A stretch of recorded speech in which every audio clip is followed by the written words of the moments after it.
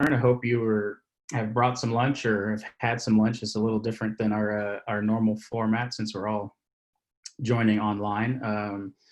And today we're going to be covering some tools and tips in the instructional technology realm.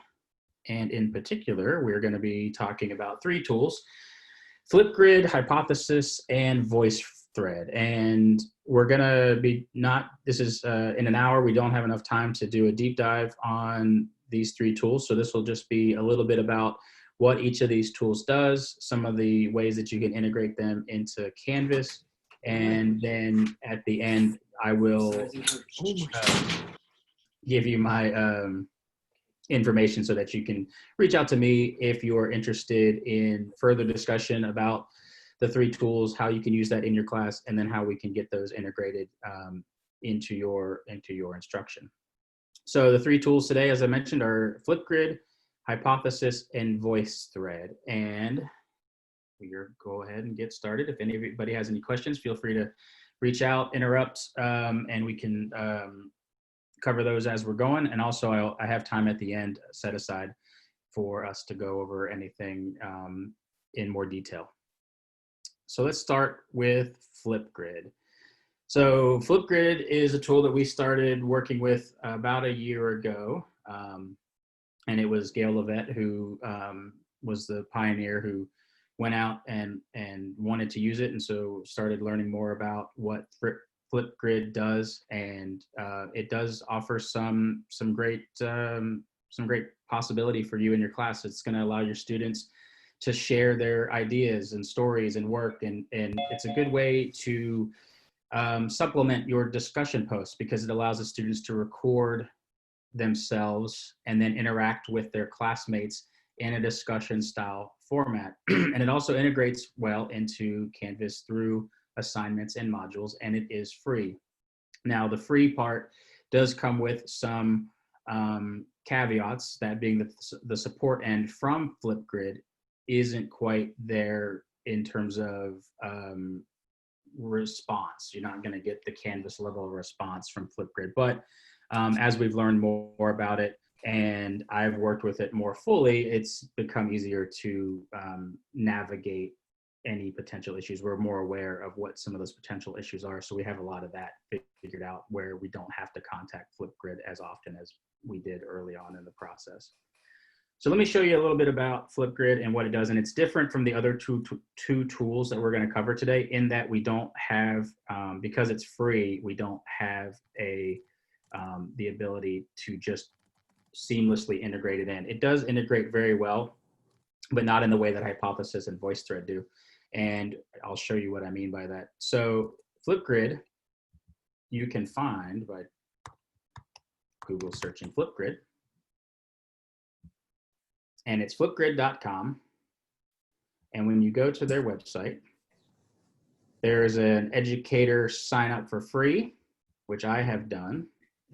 And then there's a login, which I'll do, and I'll show you how this works. I found, so you see that there's two different ways you can log in, one being through Google, the other being through Microsoft. The way that I found this to be easiest is through a Google login. The Microsoft does work, but I've been using my Google login because I found that it's easier than the Microsoft login. So if I click on Google, it'll ask me which Google accounts it wants to use. See if it works. I'm gonna brush my hair. Oops, now they're muted. All right, so this is what my grids look like. And I'm going to show you some of the common pitfalls that come up with Flipgrid. And we'll also tell you that if you want to engage with Flipgrid in your class, please contact me and we can set up a Zoom meeting and make sure that we get it integrated so that you don't come across any of the any issues, or we can try to mitigate some of the issues that come up with Flipgrid.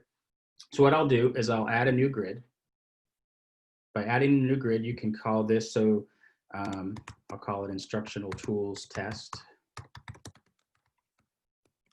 or Instructional Tools Integration. And I want to select this school email as my way of getting students into the grid. And I think Zoom is blocking my view here. Hold on one second. Got too many Zoom windows. Let me move some of these out of the way here. All right, let's try again. So I'm going to add a grid.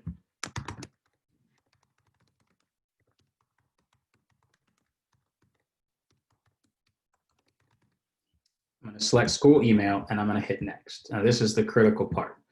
You have to type in virginia.edu and hit enter and then hit next. So what that's going to do is it's going to allow any of your students in Canvas to be able to access Flipgrid seamlessly from your class. So I can go to my grid and I can add a topic. And actually I'm going to do this through Canvas. So I'll show you now. If we go into my grids, now we can integrate it into Canvas through integrations. And this is the part that I'll help you with getting set up. So I'm going to add a new integration.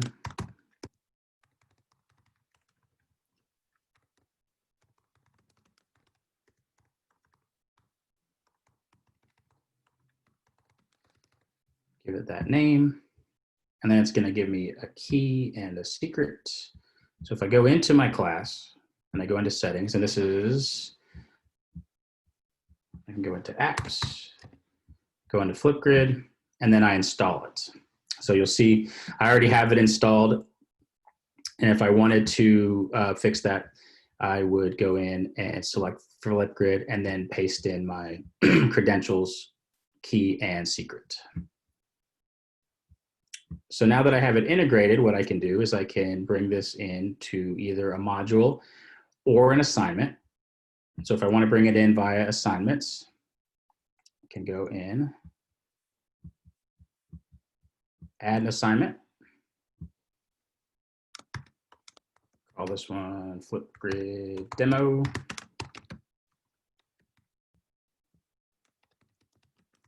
I'm going to give it a little bit here on the Canvas end. Give it some points.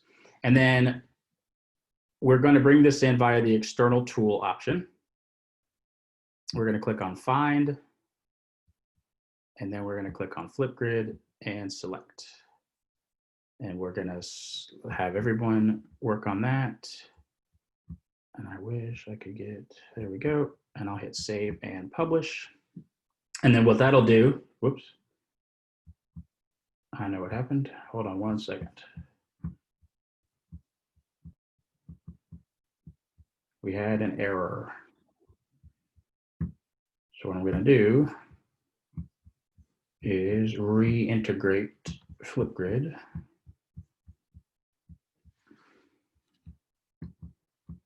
Real quick.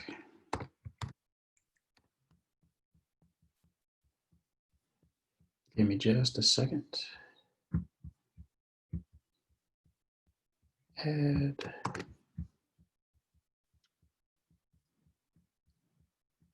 Paste. There we go. Now we can go back to our assignments.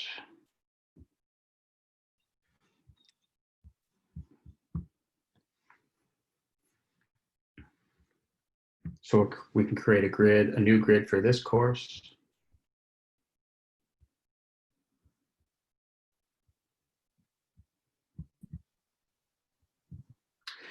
All right, so here's our topic for our assignment. And so what you do is you give it a title, give your students a prompt, and the prompts are very important. So yeah, if you're using these like a discussion, you want to make sure that you're very robust in your prompting, just as you would with a discussion post. So you would provide any information, any resources, the things that you'd like for them to talk about. All of that would go in your prompt. You have the ability to limit the amount of time that the students have for their Flipgrid. So from 15 seconds all the way to 10 minutes. And the default is 1 minute, 30 seconds. And then you have the ability for you to add media. You can record a video for them to see as part of the prompt. You can upload a pre-recorded video, add an image, an emoji, all the different options that you see here. And then any additional information that you want for the students to have in terms of attachments or links that you want them to follow. And you also have the ability to launch and freeze those from within Flipgrid as well as from within Canvas. So when everything is ready, you hit update topic. And now you have that topic created in your account. Now, if we want to see that from the student's perspective, let me make sure that that assignment is published. And it is. So I can go in and I have a number of students here in this class.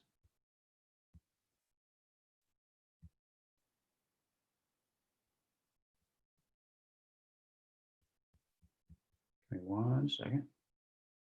Like everything in Canvas, you have to make sure that you've made it available. That's why it's always good to test things as a student. So now if I act as my friend George Bailey here, I will see the Flipgrid demo.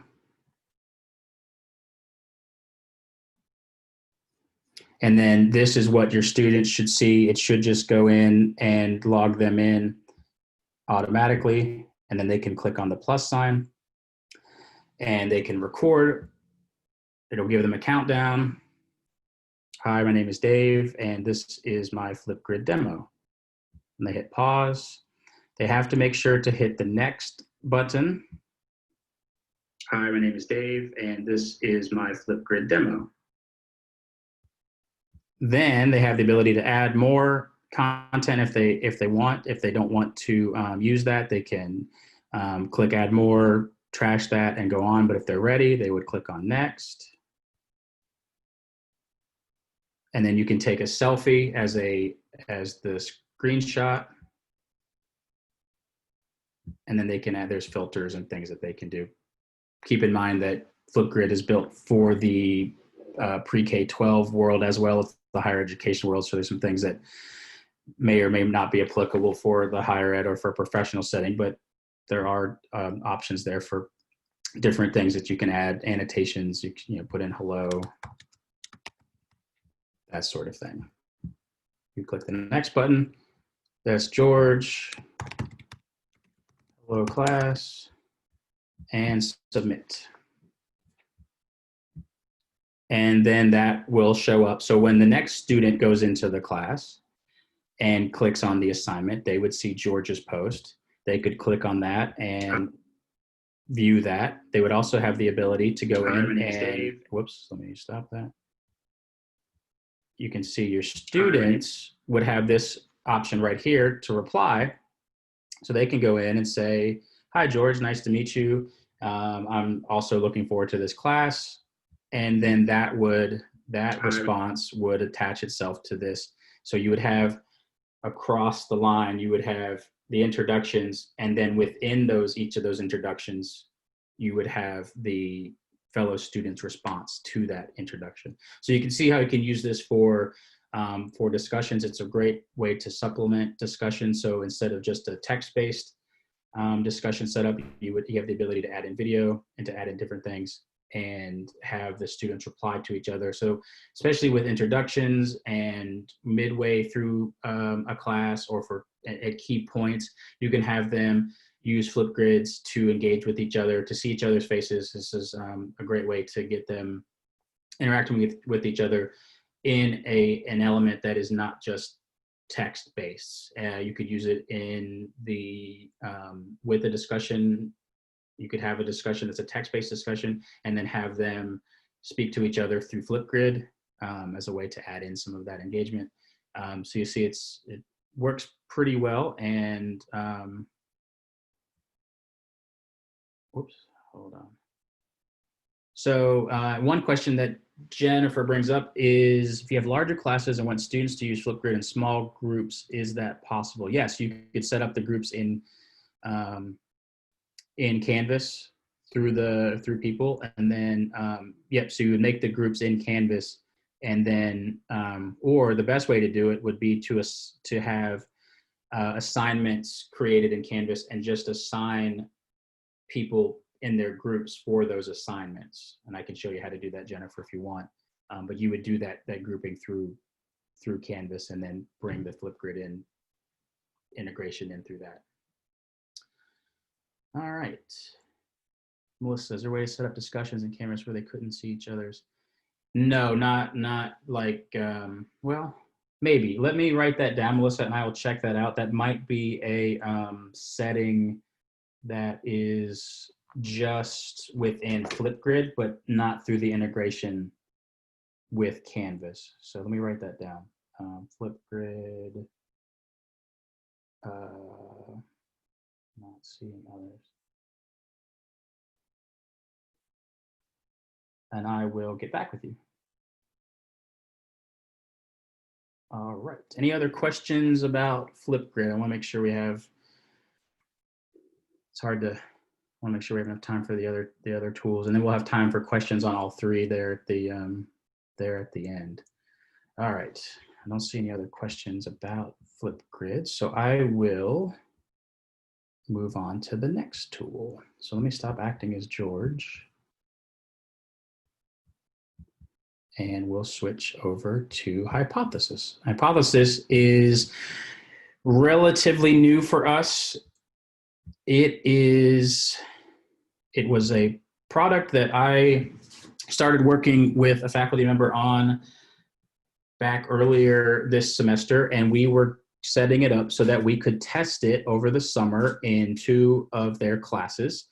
And then once we had tested it and made sure that everything was working well, we were going to start to look for additional faculty to pilot it in the fall, working with Hypothesis. But the pandemic stopped those plans and we accelerated the timeline, and now we have it available and we have it integrated and we're making it work right now. And to be honest with you, it's working really well. That they are, Hypothesis is a tool that allows you to annotate the web, and it will allow you to annotate websites, PDFs, URLs of PDFs, and then also has a direct integration with Google Drive, which I like. And it also directly integrates with Canvas, again, through assignments and through modules. And they have a robust technical support system. And I have a point of contact with them. So if there are any issues, I'm able to reach out to them and work with them directly to fix anything. They're really interested in making this product work, and I like that they're continually improving, and they've been great to work with. Yes, Natasha, it's free. Well, it's not free, but it's free for you all for now, especially while we're demoing it. And because of the pandemic, we already had it on a pilot basis, but they're opening that up through the pandemic. So yes, and it's already integrated. Unlike Flipgrid, you don't have to sign up for an account. It'll just integrate directly into your Canvas site. And I really like this tool. This is something that I am very excited about. And let me show you how this works. And this is also a tool that you can use for discussions. And one of the things that you can do, so in a normal discussion, you can have a link to a reading and you can ask your students to discuss the reading and their thoughts and where they're formulating their opinions based on the reading. But with Hypothesis, you can integrate the reading directly into the discussion, and then the students will be able to highlight where they're finding most inspiration or what they find most relevant and make a comment. And then once that is linked in, that annotation is linked in and it says George Bailey, then the other students are able to go in and say, oh, George, I didn't think about that in this way. And they're able to go in and make their annotations directly onto the document and then discuss how they're thinking and see how that relates to the reading or the website directly within Canvas. So let me show you how this works. And you can do this again, it can be graded or it can be just part of a module as part of an exercise. So let me show you this time how this works in modules. And it's very similar to how it works, the setup works in assignments. let me show you how this works here. Let me make sure that we're okay. And then we'll go to, again, external tool. And we're going to select this time hypothesis. And we have two options here. One is to enter the URL of a web page or a PDF. The other is through a PDF from Google Drive. And this is something, this option here is one that I like and prefer. What I was able to do is I found this article here about Appalachian and Pacific Crest trail hikers through the UVA library. And what I was able to do is download it from that site. You could link this URL, but by you downloading it, which is part of the, and actually Hosbach, who's in here, can correct me if I'm wrong, but you downloading it and presenting it out to UVA students, this part makes it easier for them to access a document. So what I did was I took this document from the library and then I put it into my Google Drive.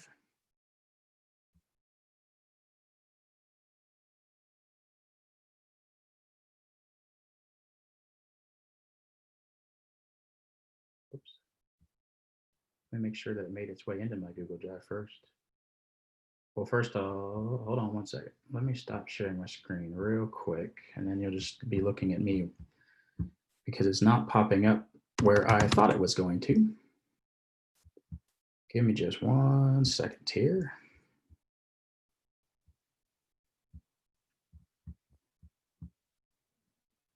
And then now I can go back into sharing.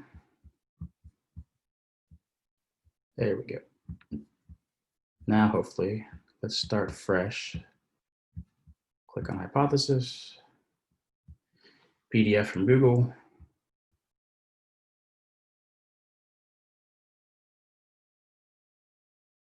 There it is. Select that and select. And then we want to make sure that we give this a name, ATNPCT Hikers. I can add that in, make sure it's published. Now when I click on this, it will integrate that PDF into Canvas. And then this is the part that makes hypothesis. It's on the side here. So let me show you what this looks like from a student's perspective. Go ahead and activate George again.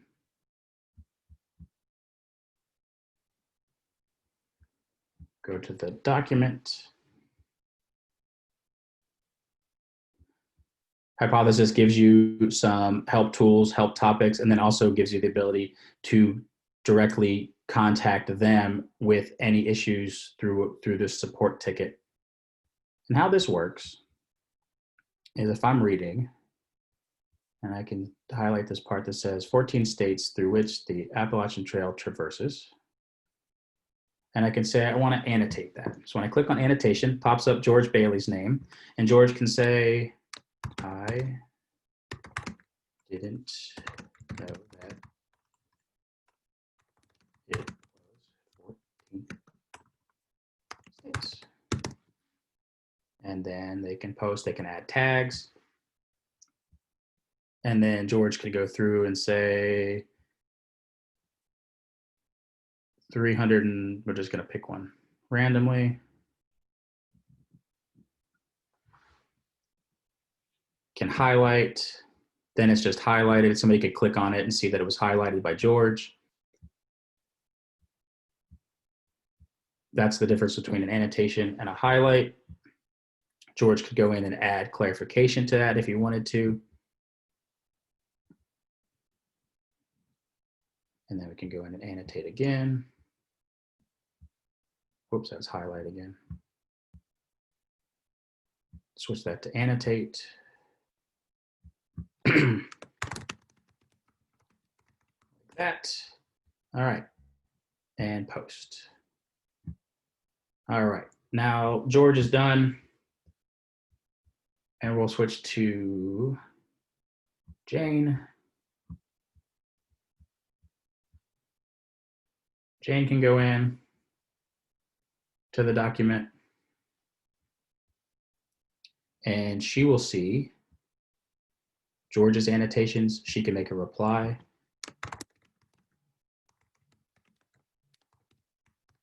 Like that, and post. So you'll see it becomes like a discussion where it's threaded like that. Jane could go in and make her own annotations. Whoops, don't want everything.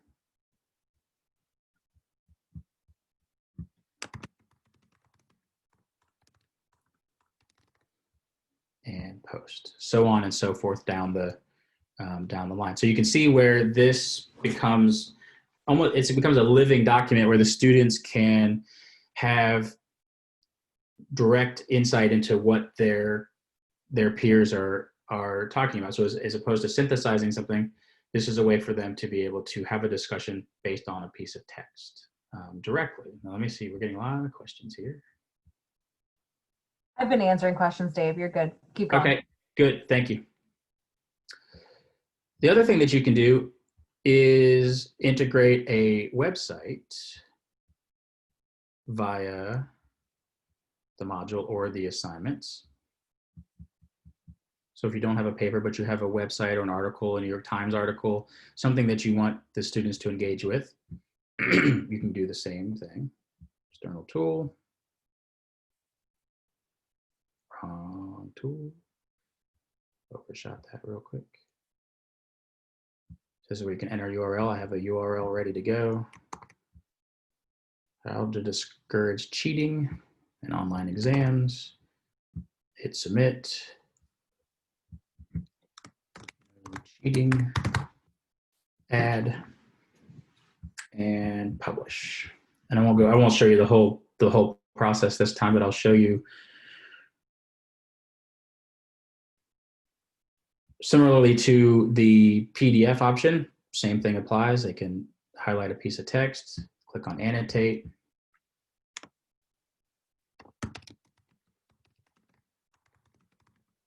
You also see that it gives you the ability as the instructor to go in and create your own annotation. So if you want to be part of the discussion, you can go in and make your own annotations, your own highlights as a way to prompt or guide the students through the document, and as a way to go in and you can be part of the discussions and the things that they're annotating. So it gives you the ability to engage with the students through the readings.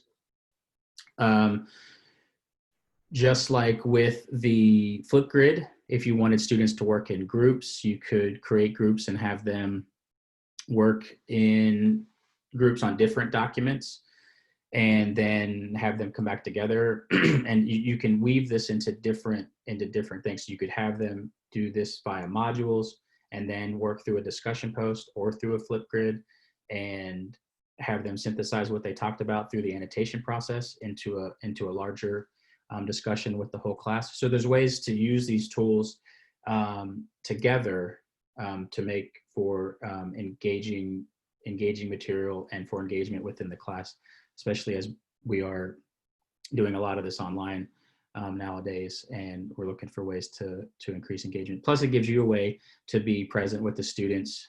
You can create your annotations and your documentation, and you can also, like with Flipgrid, you can create videos there too and respond to them, and start to use these two tools to foster that engagement. So, any questions? I'm sorry. Yeah, Blair had a question, particularly, and I think you have sort of addressed it, but she specifically was asking about being able to, use this in a way where, I hate to say it's like testing a student, but where she can really see how a single student, right, is perceiving a document, and, could it even be graded as such. So if you could talk a little bit more about how a faculty member might be able to use this for maybe even assessment purposes of a student and maybe their ability to annotate, or Sure. something on that. Yeah, so if you wanted to do that, Blair, you could go in and create an assignment. Now, Blair, would you want them to all be reading the same document, or? I was kind of thinking, like, I teach a research class, so I'd be interested in them reading a research article and they're trying to pick apart the methods to annotate it. but I don't want them all to be able to see what everybody else said. So it would be each student annotating the same research article. Yep. So if we set it up as an assignment, Okay. And it may not be something everybody else wants to know, so we can also talk about it off. no, that's fine. This was Yeah, I one of would love the to know it's this one of the because that was features my of the product. If you Gary. create a, and we'll go with a different document this time. I have 2 PDFs here. Blair, I wanted to bring this one up because I think you're not alone. And I think a way that this could be used for assessment and individual feedback for students could be nice. So I think it's worth it. What's the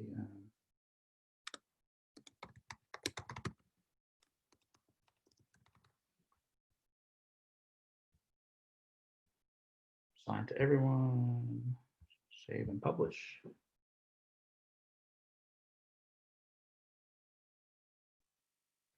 So then what you would have here,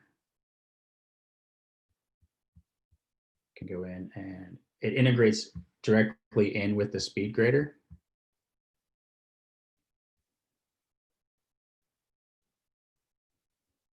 Oh, whoops, I forgot to do that. That's what I get for hiding the assignments.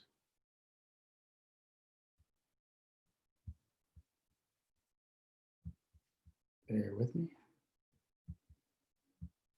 There we go. So then what you would get, Blair and everyone, is George could go in,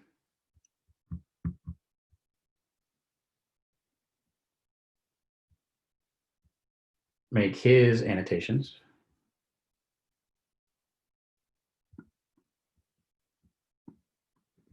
Come on. Annotate.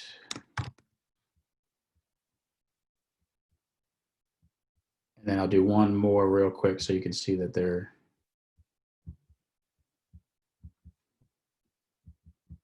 two different annotation assessment.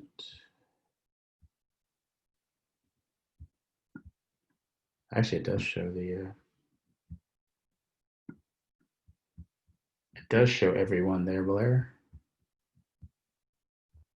So we would have to create individual. All right, putting that on the list, and I will send out a. What you could do, and this isn't like with a large class, you could create individual assignments or assign it to individual students. I think that they're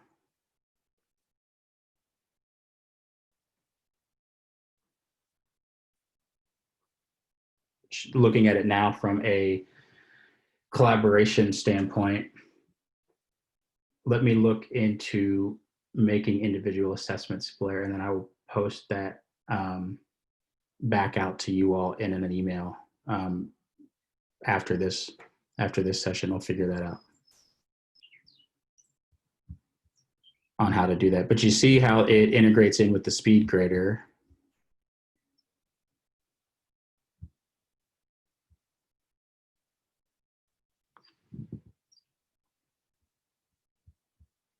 The only problem is they can see each other's.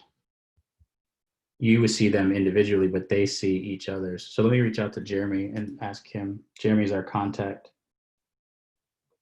and see why it does this split where you can see their individuals to grade them, but they can see each other's, which is not what you're looking for when you're creating this. So I will look into that. Jenny, is anyone taking a roster of everybody who's here? Yes. So we have handouts for you all that Dave's curated, so you don't have to remember all of this, and we'll send those out. So yep, we know who's here. Okay, perfect. Thank you. All right. Last tool for today is VoiceThread.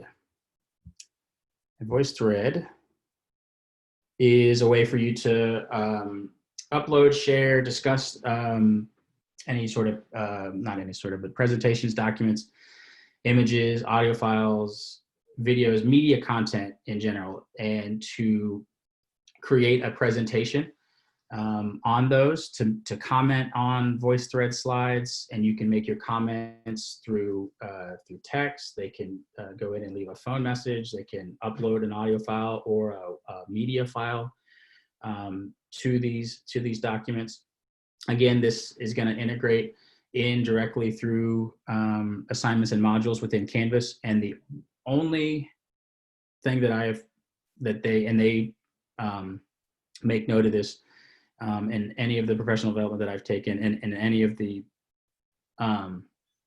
resources that I have found on VoiceThread, they make note that you must have an updated version of Chrome or Firefox, and those are the only two browsers that they specifically mention and support. So it must be through an updated version of Chrome or Firefox. Now with VoiceThread, you need to sign up for an account, but it is free through voicethread.com. If I log out, you'll see that you can register for your account, and then it just asks you for your name, email, and then for you to set up a password. And then they'll send you verification. So I've signed up through my virginia.edu account. I click on sign in. And then what that will do, so this is your web interface with VoiceThread. And so that things that you do here, you will be able to find through your Canvas integration. And so these are presentations that I have created ahead of time that I can, once I integrate back into Canvas, you will be able to access. Canvas also, through their integration, allows you to create directly from the interface, but I prefer to do that. I prefer to do the creation through the web interface, and then I'm just accessing those in Canvas. I just select, and then they're brought in. So let me show you a little bit about. So we will click on the Create tab, and you can add media. And the options for you to add in media are plentiful. So you have the ability to bring in media. If you wanted to bring in a PowerPoint presentation or a PDF, you can grab that. You can call this one AT hiking.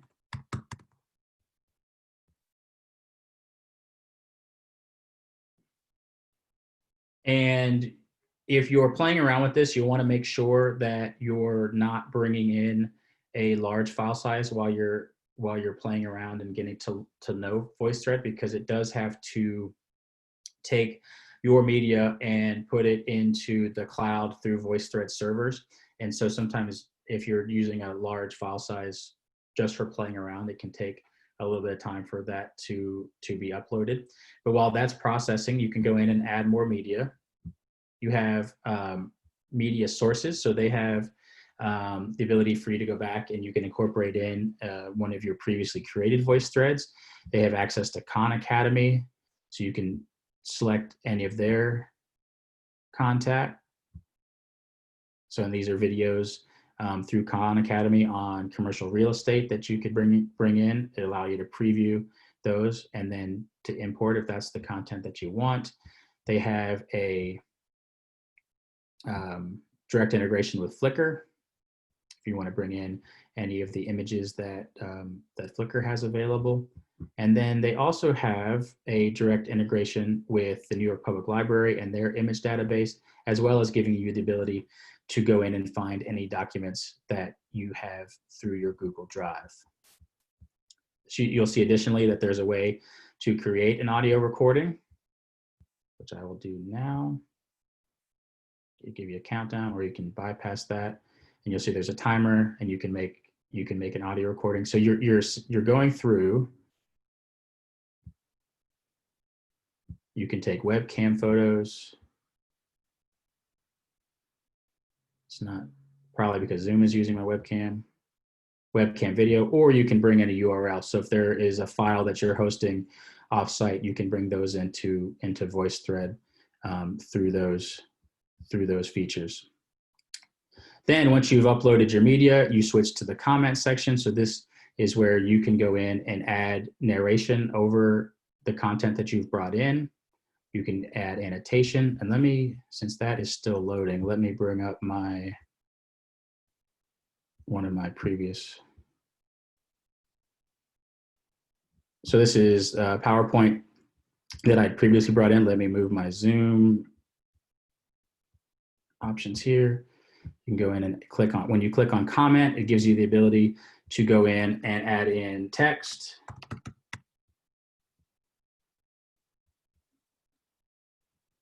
You can add in a phone comment. You can add in voice comment.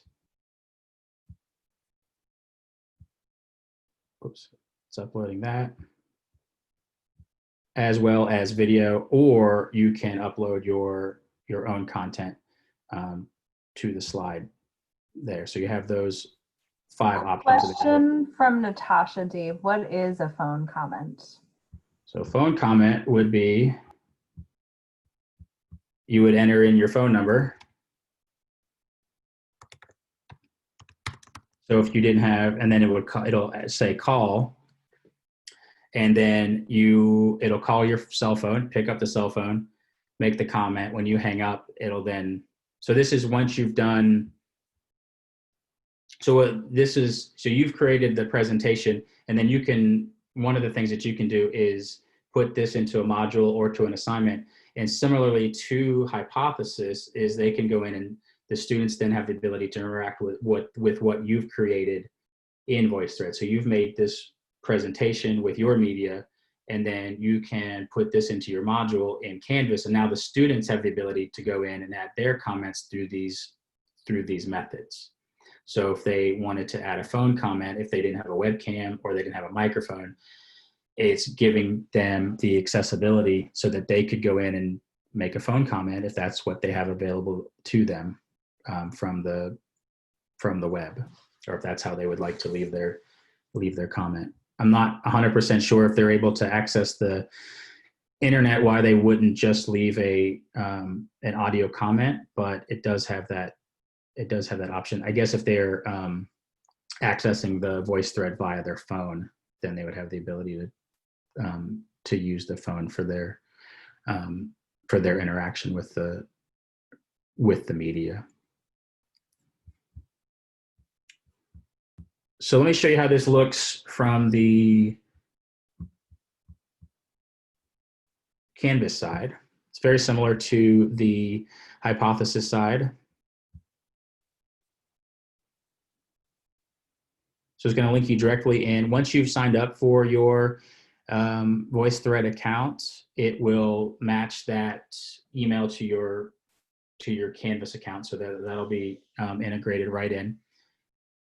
I can look at my individual voice threads. So these are the ones that I've already created.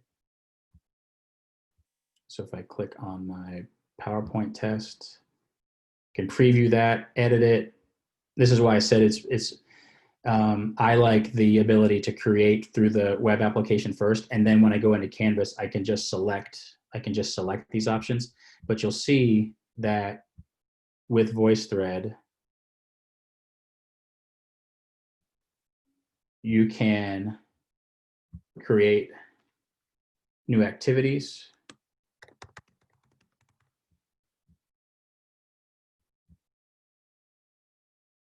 And have them create their voice threads through the class. You can go back in and readjust this. You can also create assignments, or you can go to your VoiceThread home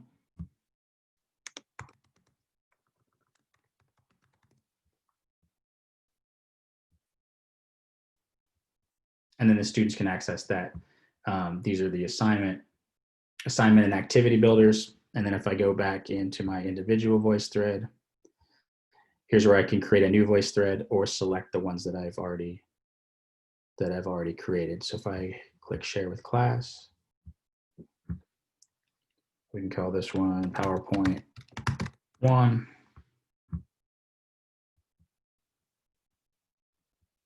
it'll give it that name, which is a nice feature. Let's publish that.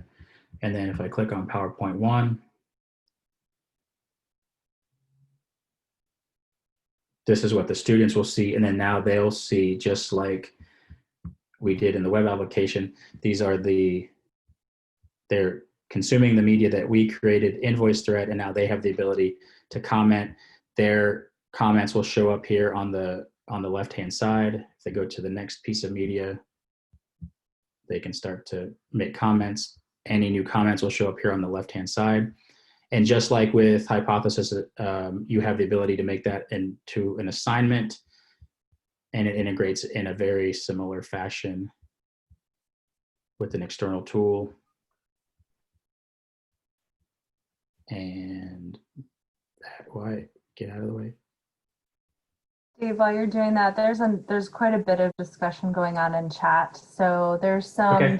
general concern or questions about what this really looks like in practice from a comment perspective. So I don't know if you want to comment at all, or I don't know if there's some demo ones within the VoiceThread space that you could open to show them kind of what it looks like when multiple students are adding comments. And Yeah. then Catherine was thinking about this as is this asynchronous or a synchronous tool? And I would say They're all async. yeah. Mm-hmm. And then Blair in general, I think, was inviting some conversation about what people are thinking about what they're seeing, and how this might be pedagogically relevant. Mm-hmm. Yeah, indeed. And why isn't VoiceThread's help? And while Dave's doing that, I'll just mention one interesting example I saw. We've all been dabbling in a little professional development around VoiceThread because it's also new to us. And in one of the examples I saw in the professional development that I attended, a instructor assigned students a slide deck, and students were required to narrate over the slides. So I know that I'm sure that sounds like relatively vague, but like imagine if you were, and I know this is an education school, but imagine you were an architecture student and you were shown different images on those slides of different types of architecture. And so essentially the assessment, right, is are you able to describe like the key features of those pieces, right, or something like that. Another interesting example I used was using it for group work. And that was what I was relating in one of my comments where, a group of students could be working on a presentation via VoiceThread and all, commenting or adding contributions on different slides. So it's asynchronous and students could work on it as they had time, but they could be working on it together as a group. Right. So they could be putting together their presentation in a first draft. And that was one of the demos that VoiceThread had, was the ability they could upload their slides, organize them, comment, and work offline as time allowed, using VoiceThread for that purpose. I am gathering these resources, and I can add you all. One of the features of my instructional technology tools Canvas site is that I have resources that I'm publishing on Hypothesis, VoiceThread, and Flipgrid, so that you will have an instructor guide and a student guide. So you can have those resources as you're deciding whether or not you want to use these tools or not. And within each of these, so you'll see with the Flipgrid instructor guide, they're all have getting started, and I want to start adding tabs for each of these on demoing how this looks from the student's perspective, and some ideas for you and how to use these tools. And I can add you all to that. I'll add you all to this site when we send out the handouts for the tools after the session today. So let me look and see. Does anybody want to ask any questions, or we can start a conversation And A little of it's happening in chat. I would say we might want to, I think there was a little bit of a call for some additional examples in VoiceThread. yeah, That's something we can certainly achieve, but maybe even, hold another session in advance of fall. That's just a deep dive in just VoiceThread. yeah, I can set that up. I know we just started using it the last couple weeks. This is a new tool for us. We integrated it a couple of weeks ago. We just started working with it. Flipgrid we have more experience with because we've had people. So we have more data on Flipgrid, and then Hypothesis we're starting to have more people use. And VoiceThread's totally brand new, so we could start to play around with that and have a specific class just on VoiceThread if there's interest in that. I'll also add, because it came up about some of the other tools. Currently, VoiceThread is a for-profit company, and they offered us a discount. And Curry did not buy VoiceThread, but rather the university centrally bought VoiceThread. And so we're in a little bit of a learning community with others across grounds who are thinking about how to use VoiceThread thoughtfully.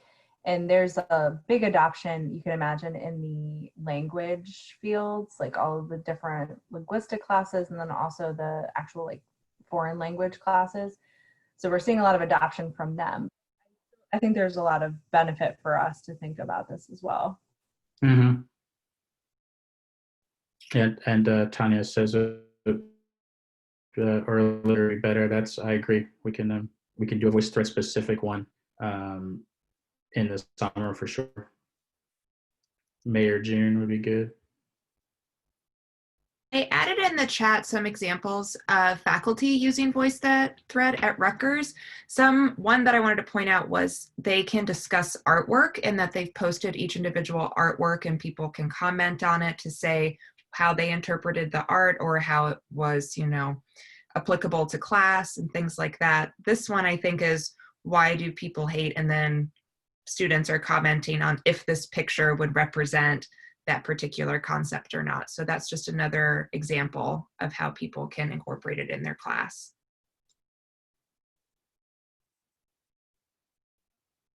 Is it safe to upload copyrighted material?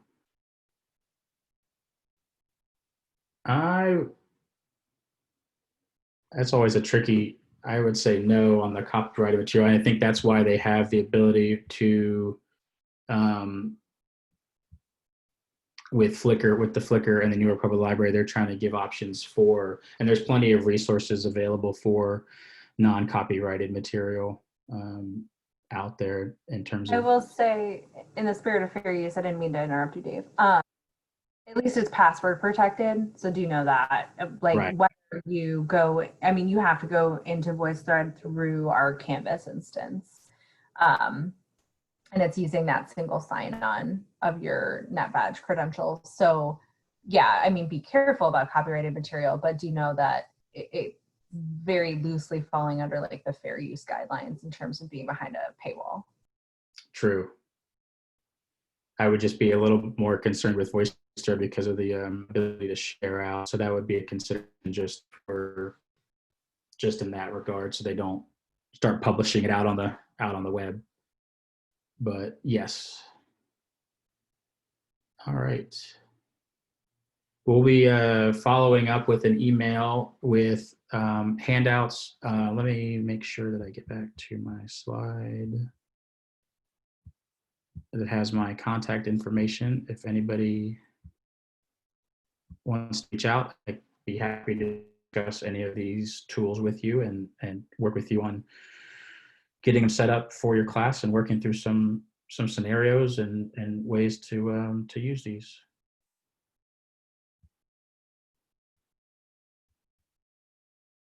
All right. If no one has any other questions or anything, I hope you have a great afternoon. Thanks for attending.